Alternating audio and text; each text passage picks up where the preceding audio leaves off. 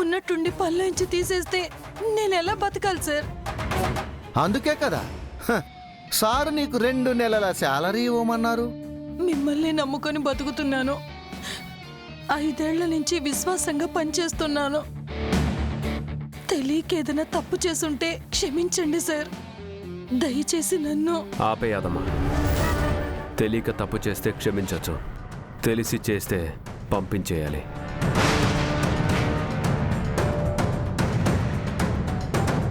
నువ్వు ఇంటికి వచ్చింది ఎందుకు చెప్పు? ఎందుకు నిన్ను పనిలో పెట్టుకున్నావు?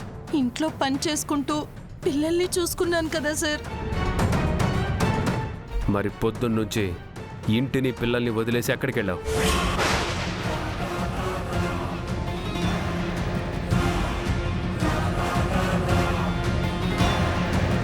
అంటే సార్ అది నువ్వు చెయ్యాల్సిన పనంతా బాగా చేసింది.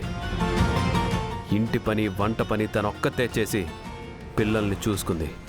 ఇక నువ్వెందుకు? యాదమ్మ నాతో బయటకు వచ్చిందా మరి? యాదమ్మ నీ పనులు చేయడానికి రాలేదు కదా మనోహరి.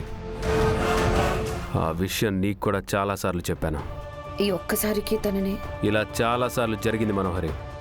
ప్రతిసారి వార్నింగ్ ఇచ్చాను, తను మారలేదు. అంటే అమర్ తను ఇందులో నువ్వు ఇన్వాల్వ్ అవ్వకు మనోహరి. ఆరుకి నీకు మధ్య ఉన్న స్నేహాన్ని దృష్టిలో పెట్టుకొని నిన్నేం అనలేకపోతున్నాను. ఆ గౌరవాన్ని నిలబెట్టుకో.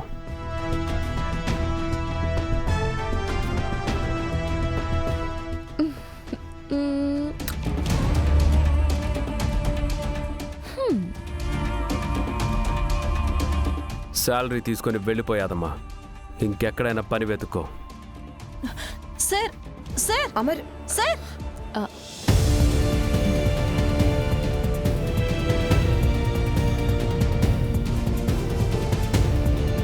సారు పని ఎత్తుక్కోమన్నారు యాదమ్మా, అడుక్కోమనలేదు.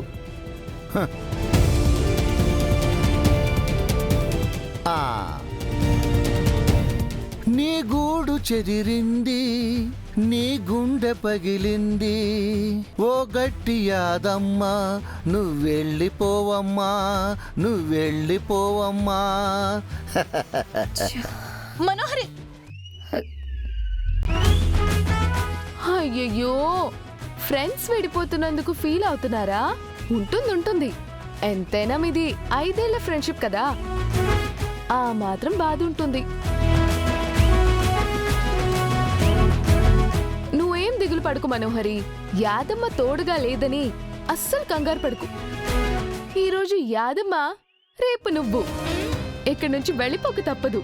బాగే ఇందాక ఆయన చెప్పారు కదా, మా అక్కకు నీకు ఉన్న ఫ్రెండ్షిప్పే ఇన్నాళ్ళు నిన్నిక్కడ ఉండనిచ్చింది. తొందరలోనే నీ బండారం బయటపడుతుంది, నీ లగేజ్ కూడా బయటపడుతుంది.